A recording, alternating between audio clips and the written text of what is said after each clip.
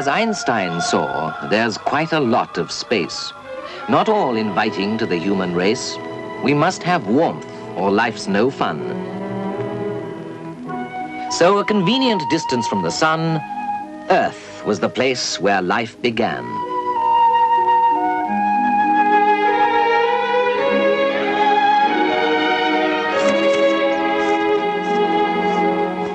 It seemed a golden age to early man, till growing signs of overpopulation sent them all starting on the first migration. Some in the lands where cruel blizzards blow kept warm in little houses made of snow.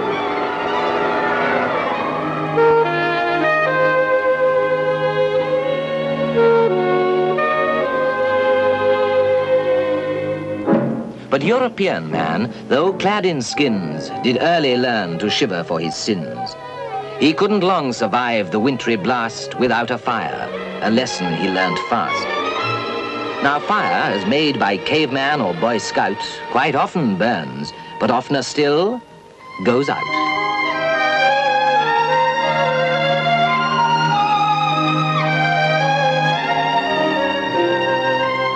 So, with a brilliant second stroke of nous, I know, let's put the fire inside the house.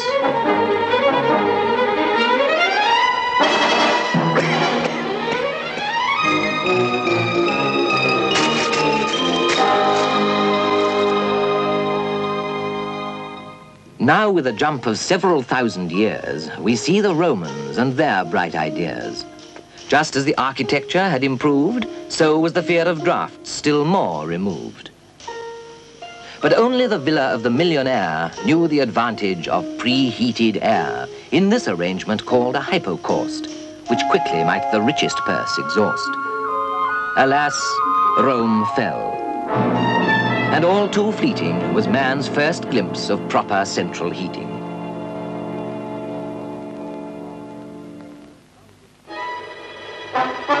The strongest castles of the Middle Ages had no defense against the east wind's rages. See how they shiver, how each cold knee knocks, although the fire's enough to roast an ox. Woods were denuded at a pace quite cruel to get this very inefficient fuel, which often on ye fire doth spit and steam, till room doth freeze and eyes and nose do stream. Some other source of warmth became a must, and so man dug ye coal, which made ye dust. Still, as the chimney pots got ever higher, they had no heating but the open fire. And since it only warmed one room in 10, the warmest place was bed. And even then, it's no surprise so many people drank. It's much more fun than shivering under blankets. Nor do we envy 18th century man, the toil and trouble of the warming pan, which, though it now is never used at all, is much admired just hanging on the wall.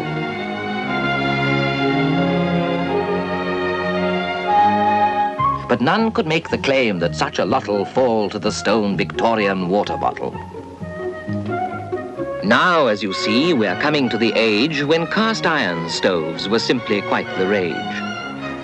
Open or closed, they roasted all your toes, but down your back there rushed a draught that froze. Then to demands for comfort ever higher came answers such as gas to make the fire. Next, in this scene of sweet domestic toil, you see, though briefly, first attempts with oil. And very shortly after Faraday, electric heating too had come to stay.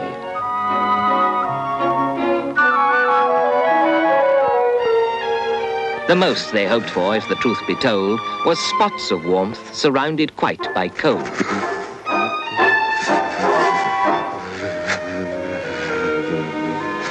Part of life's accepted wear and tear was wash and breakfast in near freezing air.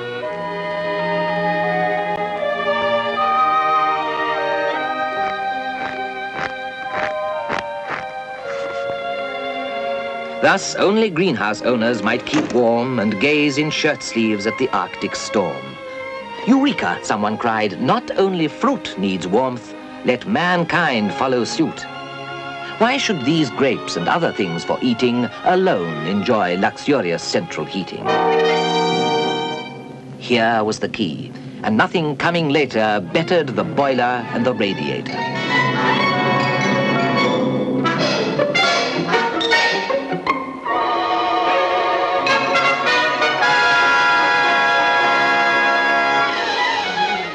Although its shape might seem uncompromising, it shows a flexibility surprising,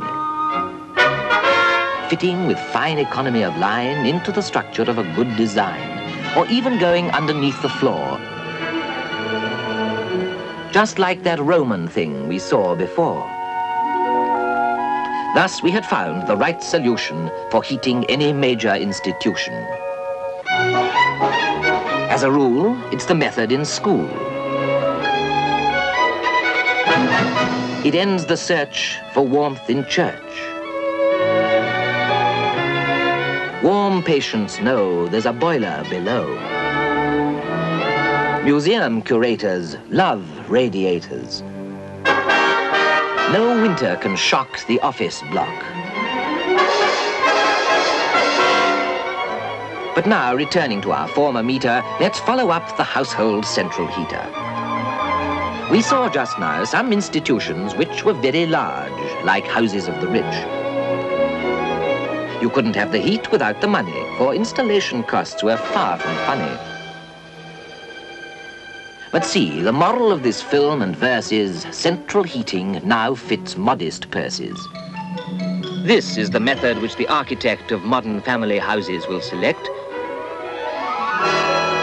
Our age-old problem has an answer clear.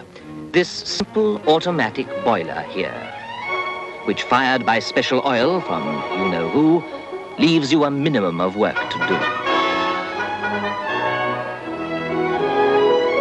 See everywhere from entrance hall to attic, and even warmth, controlled and thermostatic.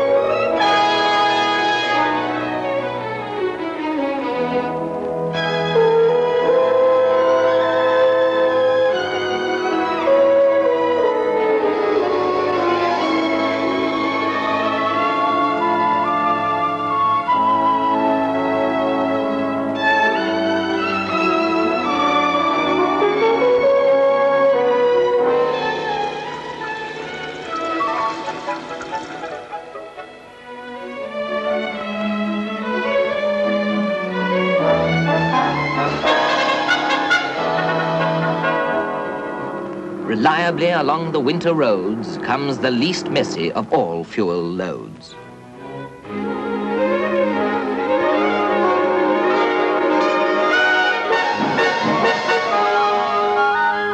No more is central heating for the gentry. To any house, oil now could make an entry.